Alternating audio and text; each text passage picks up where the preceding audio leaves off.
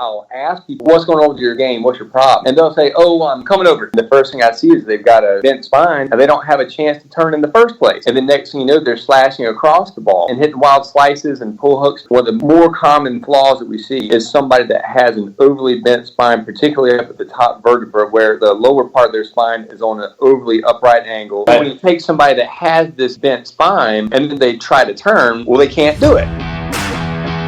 Hey, fitness and health fans, it's game on with another episode of the Sporting Good Posture podcast. Get Coach Marghella's advice from the sidelines as he helps you crush your game, no matter what health or fitness game you play.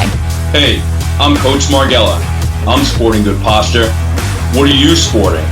Hey, Coach Marghella, what's your advice today? Welcome back to another episode of Sporting Good Posture. This is Coach Marghella here. And today's guest is Micah Hicks, and he's a golf pro of 23 years, and he's actually the director of golf at Vanderbilt's Legends Golf Club. So I wanted to welcome you on the show today. How's it going today, Micah? Doing great. Thanks so much for having me here. I'm excited about it. Yeah, and we just were talking a little bit about the Open this past weekend and how golf is changing, and it was interesting to hear your take on that. And if you followed golf this weekend, we had Brooks Koepka and Woodland going for the championship at the end there. So you were talking a little bit about the change of golfing body types basically in general. What have you noticed now with that? I think that Tiger Woods, honestly, probably had a lot to do with this. But, you know, if you were to stereotype golfers from, say, like the 80s, maybe early 90s, before Tiger came along, what you had was, you know, you had people that, you know, you think about like the potbelly guys, or, you know, when you're thinking golf, you don't necessarily think athlete. And then when Tiger came around, he started attracting these guys. And, you know, I would say, you know, you're looking at Dustin Johnson, you're looking at Brooks Koepka, you're looking at Gary Woodland, who was a collegiate basketball player. You're talking about guys that would have excelled at any number of sports. And I named those three because they're in the spotlight a lot more, but there's probably a lot of guys like that out there. They would have excelled at any sport that they chose.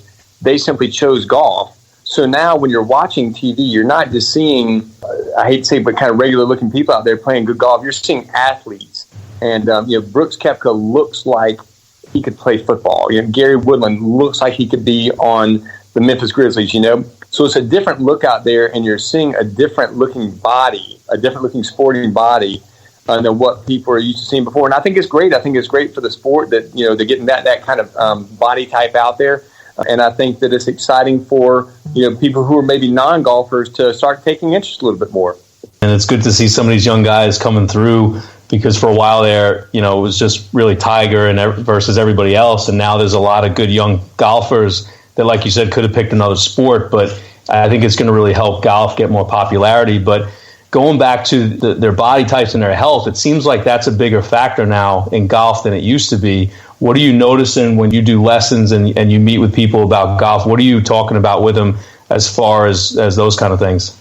First of all, I am a teacher. I'm a player. I don't play as much now as I used to. You know, I played collegiately at Furman University in Greenville, South Carolina, back in the late 90s, and, you know, had an okay college career and played some pro tournaments afterwards, won a couple pro tournaments on some lower levels, lower tiers. And, you know, one thing, whenever I'm playing golf, whenever I'm teaching golf, whatever, you have to realize that golf happens in an order. And the order that golf happens, whether you're playing it or teaching it, is pre-swing, then pivot, plane and path, and then hands. And it's kind of a chain reaction of events. The way that you are set up to the golf ball is going to be the largest predictor of the way that your body moves during the swing. The way that your body moves during the swing is going to be the largest indicator of the planes, the angles that you swing on. And then the angles that you swing on are going to be the largest predictor of what you have to do with your hands to hit the ball where you want to hit it. So whenever I'm looking at people, whenever I'm working on my own game or whatever, it all starts with pre-swing. And pre-swing is alignment. It is your mental state. Anything that happens before the club starts moving back goes into pre-swing, but the largest one of these is going to be your posture. And, you know, with the people that I teach, one of the more common flaws that we see is somebody that has an overly bent spine, particularly up at the top vertebra, where the lower part of their spine is on an overly upright angle, and the top has to bend down too much to get to the ball. And what happens is whenever you have somebody that uses that type of spine position, the next thing that happens is the pivot, right? Pre-swing and then pivot. So when you take somebody that has this bent spine and then they try to turn, well, they can't do it. So now the chain reaction happens. So now they had bad posture. That led to an incomplete turn. That led to an overly upright swing. And the next thing you know, they're slashing across the ball and hitting wild slices and pull hooks and all this kind of stuff. So, I'll ask people when they come to me and I'll say, well, what's going on with your game? What's your problem? And they'll say, I'm coming over it. All my friends tell me I'm coming over it. So then we go look at the video, we'll video their swings and look at the video. And the first thing I see is they've got a bent spine and they don't have a chance to turn in the first place.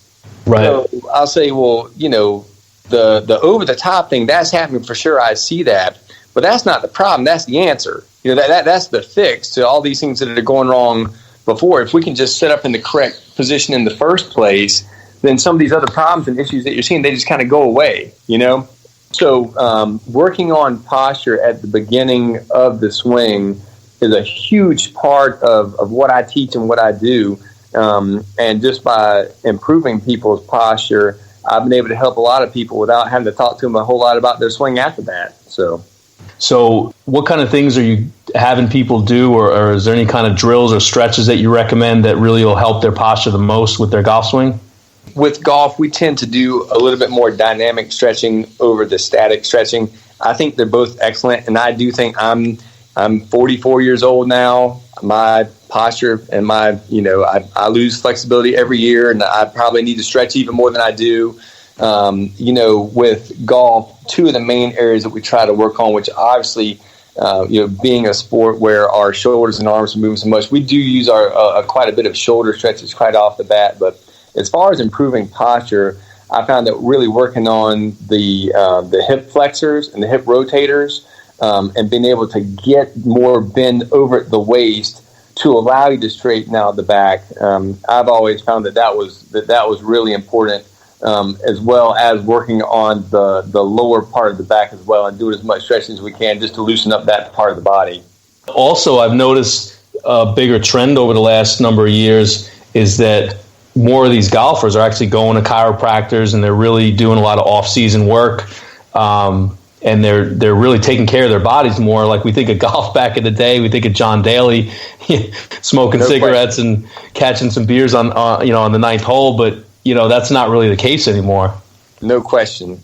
And part of it goes into, with a golf swing, if I had my way, the majority of my students at impact while they're hitting the ball would have anywhere from 65 to 70% of their weight on their front side, kind of squishing into their left foot, leaning into their left thigh. If they're a right-handed golfer, their left thigh and left knee. And so when you're practicing that, the front side of your body ends up getting quite a bit more work than the back side of your body.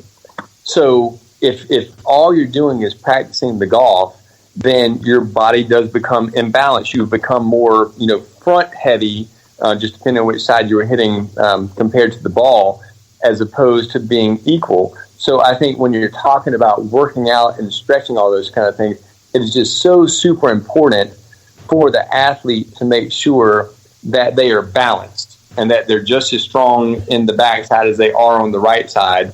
Because once they start swinging, they're going to end up being a little bit more front side dominant, if that makes sense. So, yeah, definitely. That's why I think it's just so important to make sure that you're stretching out the muscles on the opposite side of the side that you're working. It's kind of what I stress.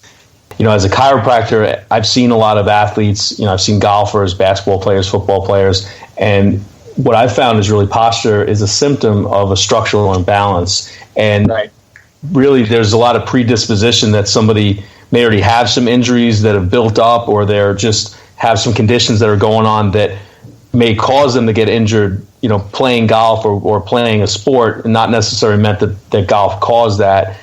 Is that what you're finding as well with some of the people that you're training? Yeah, absolutely. And, some people, come to you in a physical condition to where, as a golf teacher, I need you to do some certain things. Like I need you to be able to turn this much. I need to be able to, rotate your back towards the target or whatever. And I've had to tell people before, hey, if you can't do this, then you're going to plateau. You're not going to be able to get any better. So, you're going to have to improve your body if you want to elevate your game and kind of take it to that next level. Do you see more people coming to you already with some predisposed injuries and knowing their limitations, or are they getting hurt, playing golf or playing a sport? Which one do you see usually? I'll tell you a funny story when we're talking about injuries. So I have been making an effort this year to try to get in a little bit better shape. I've been trying to do some running, and I'm not much of a runner, but I've been making an effort. And I had actually gone out one day kind of in the field in our backyard and was taking my dogs. I've got a couple of dogs, and they like to run with me sometimes. And so we got into this higher grass, and I tripped in the higher grass and kind of fell down and hurt my knee a little bit. And, it wasn't too bad, but I was like, man, what am I doing here? And, hurt myself running with the dogs. So back to my job over the next couple of months, and while I was giving a lesson, I was explaining to somebody about the importance of getting your weight over onto your front side in the downswing and kind of compressing the ball with the help of that. And I said, well, hang on, let me put one on video and I'll show you kind of how to do it. So I put my own swing on video to kind of show them as a how they should be doing it. And I'm watching back the video, and I get to impact, and I've got almost no weight on my front side at all. So I'm watching myself, I'm saying, like, holy cow, when did that happen? That's not how I swing. And I started kind of playing it back in my mind and realized that, my golf game had gotten a little bit worse over the last month or so, and kind of tracked it back and realized that I had simply injured myself in that run with my dogs worse than I realized.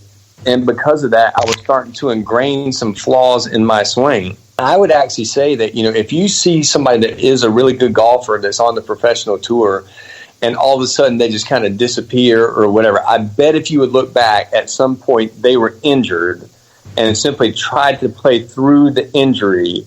Yeah. And because of that, because of the compensations they were making from their injury, that's where the bad compensations and the flaws came from. And it's so hard to try to, take a professional golfer, for example, and say, hey, you need to take the time off. If it takes half a year to make sure that you've got this thing right, it is much better to do that than play through the pain and, potentially develop, career ending for some of these guys, swing flaws that were developed because they came in with an injury and tried to work around it. Yeah, that's very true. And the best case we saw that was Tiger. And that's why his game was derailed so much. And that's why it was so inspiring to see him win, a few weeks ago, after all the heartache he's had and all the injuries and finally coming back. A lot of people thought he would never golf on the regular circuit again. They almost said he should go on the senior circuit.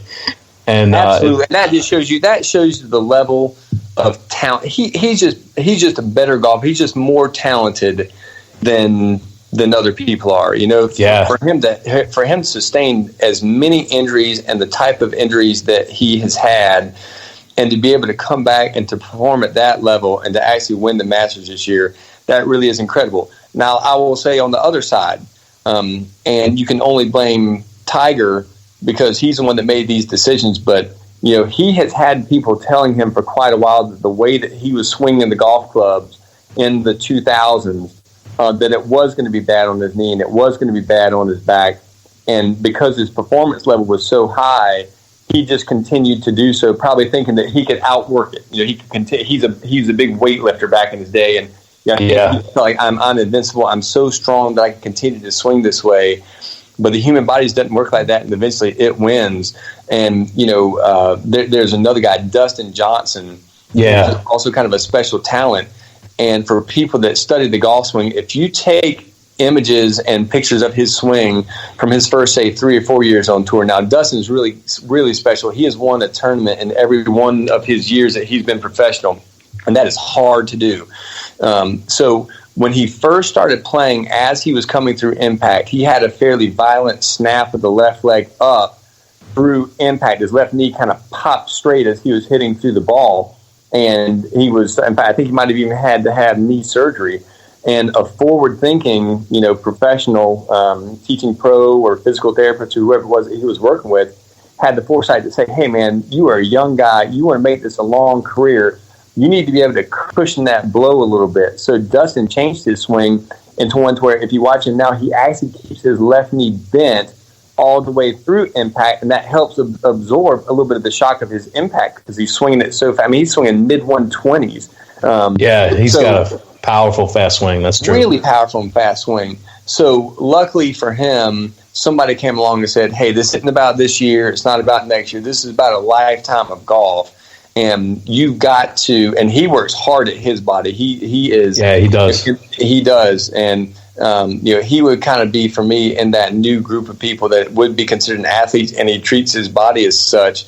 And you're seeing the kind of results he's getting. But, Tiger Woods could have made a similar decision a long time ago and spared himself a lot of these troubles body wise, right. not talking about personal stuff, but, just body wise and golf wise. He could have spared himself a lot of these things, but he continued to swing in a way that was his body just didn't like, and eventually it gave in. Absolutely. And I think a lot of that goes back to just the technology advances that we have with video and all these things in apps now and these things that we can really follow, golf swings or baseball swings or football plays. Like you can go back and break down everything. And these guys are better now because they're students of the game all the time, and they really go back and watch videos and really study film and just find what they need to fix and have the technology to do it now. Absolutely. Yeah, I mean, as far as like the modern player, a couple of the biggest advances we've had when it comes to teaching golf and learning golf, the video is just number one. Just being able to watch what you're doing and seeing the kinesiology, just seeing what your body is doing while you're in motion has really advanced the game to a whole new level. And then along with that, the advent of some of these launch monitors. You've got the flight scopes and the TrackMans where you can see exactly the angles, and put a number on it, not just what it looks like, but you can say, hey, you were swinging at 61 degrees. Your club is swinging in, out to the right at 4 degrees, 5 degrees, whatever it might be. And because we have some of those things now, you can direct your body a little bit more towards what you're trying to get it to do. So it's an exciting time, man. It's a great time for golf. And again, that's a great way to find out where those imbalances are. Because if you have a video, if you have a golf pro, or if you have just somebody that you golf with, you can really see if there's a hitch in your swing. Hopefully not as bad as Charles Barkley. Right, sure. But, if there's a hitch in the swing or if you see your wrist break too early, or if you just don't see enough hip movement, at least you have the video now. And then you can really go back and focus on, okay, why is that restricted, or why is that not flexible enough?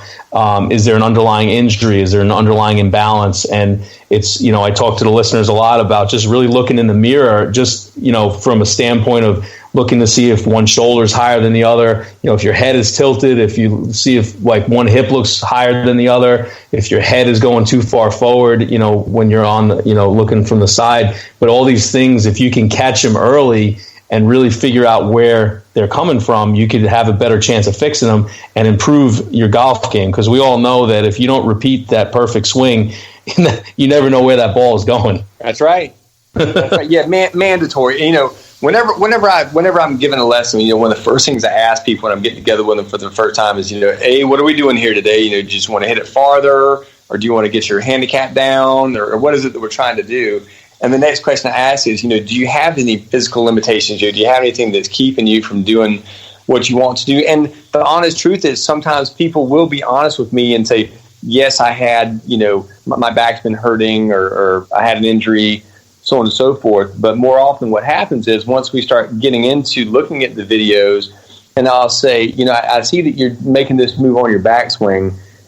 Why do you think you might be making that move? And then they'll say, oh, well, I didn't tell you, but I had back surgery 5 years ago, or whatever it might be. And then they say, well, maybe you should tell me that in the first place. But yeah, that'll change it a little bit. Right. So being honest about yourself and taking a honest look at your physical limitations and where you're having issues and trying to get that stuff right in the first place when it comes to golf performance, it just means the world. The other thing that I go back to is we had an episode earlier this year where we talked about the posture of your feet, and it goes back to where the imbalances in the feet will translate up through the knees, the hips, the back, the neck, the shoulders, and it creates that imbalance all the way up. It's not just in the feet. So a lot of people I see have plantar fasciitis, or they have pain in their feet, or they have bunions, and they're dealing with old ankle sprains, and now the whole chain is off. We even have inserts that we give to a lot of people, regularly for sneakers, but we even have ones that go in golf shoes. We have ones that go in cleats. And I find when the athletes are balanced better in their feet, it's really better for their whole posture and their performance. And just recently, this is a different sport, with basketball, but you saw Kevin Durant go down with that Achilles injury. Right. That's really just an overuse injury over years of imbalance. And, the feet are off. And at first it was that calf injury, but really it was the whole combination of the Achilles and the calf. And unfortunately he tore it, and now he's out for the next year.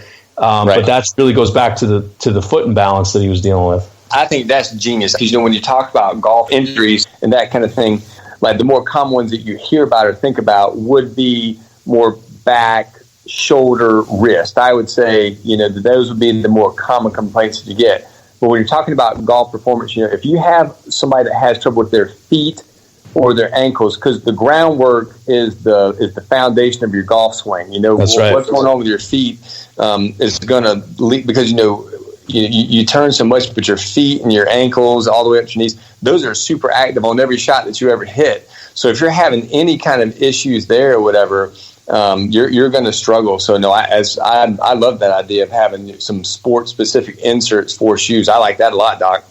Yeah, I've seen that a lot more lately, and we have a lot of middle school and high school athletes that come in and just the weekend warriors that play golf and everything. But that's been huge, and I find that if you can balance the feet out and you get the right set of inserts in your shoes, it really cuts down on the injury, the problems with injuries or old injuries, and it strengthens those areas. It also, I find that people that have that actually get 10 to 15 more yards on their drives, because they're now in better balance. Man, can I come get some? Yeah, absolutely, man. Yeah, we do those a lot. So when somebody comes in the office, we'll do a custom 3D foot scan with them. So not only shows the imbalances in the arches of the feet, it also shows what it's doing above it, and it'll tell you if you're putting more weight on your left or your right side, what percentage is on there. It'll show how much the knee bends in, how much the hip drops, how much the shoulder drops. And it's right on with the x-rays that we take. So it's very accurate on predicting possible injuries and also imbalances. It's pretty cool. Yeah, that's the world I live in. Those exact kind of things are a lot of the big conversations that I'm having during my lessons. So that's fantastic.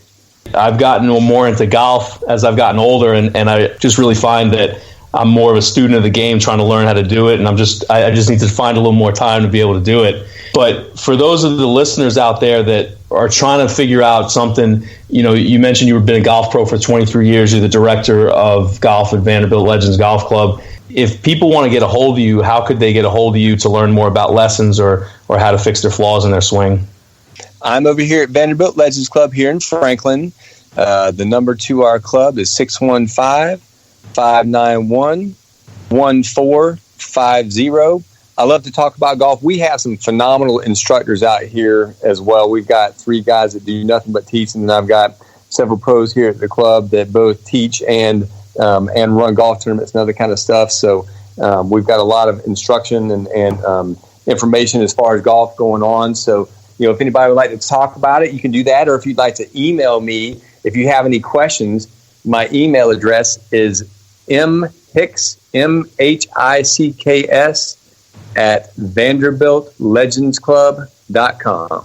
I'm sure there'll be people that want to reach out to you and learn a little bit more about that, because golf is definitely something that you need to have a coach. And it helps. If you don't know what you don't know, and without somebody really observing and showing you the way, I know that you're just not going to get as far. And golf can be frustrating, but it can be such a fun game and such a good, way to spend time, especially as you get older and you can't play, football anymore or things like that. You want something like golf that you can really enjoy, but you want to also be productive with it so that you're not in the woods all day looking for your ball. I've told people before, I've always been a fairly decent athlete. Most sports that I tried, I was okay at. For whatever reason, I'm a terrible bowler. I'm just bad at it, But, I can go out and bowl and spend time with my family and still kind of have a fun time. If you're trying to play golf and you can't get the ball in the air, it's just no fun, Yeah. So, and considering that it's a sport that you can see, how many 70-year-olds do you see playing, football, or how many, 70-year-olds do you see, still playing baseball or whatever? You can play golf for forever, and it's a great way to get outside and get some fresh air and spend time with friends and loved ones. So it's just a great sport all around for a lot of reasons, and it certainly does help to have a little bit of instruction to make it a little bit more fun, probably have a little bit more success. I completely agree, and like I said, I started playing golf about 20 years ago when I was in high school, just kind of messing around with it at first. I really didn't have any lessons, but I've had some people that are around me that helped me over the years, and it makes a huge difference when you have somebody in your corner. That's right. Yes, sir. Well, thank you again for being on the show today. I really appreciate your insight. Thanks for having me. I appreciate it. Yeah, this has been awesome. I think that everybody got a lot out of this. I got a lot out of this because I'm always learning more about golf, and I just always try to follow, people that know what they're doing and have done it for so many years. So I appreciate the time that you took out today to do that. Awesome. Cool. The Sporting Good Posture podcast is a broadcast wellness production powered by Ideal Health and Wellness Center. All content copyright 2019, all rights reserved. Executive producer Frank Sardella. Dr. Marghella appears courtesy of Ideal Health and Wellness Center in Cool Springs. For more information, visit sportinggoodposture.com or follow Coach on Instagram at sportinggoodposture. You're kind of out of your league, Frank, because golf doesn't have a fantasy league. I know. that.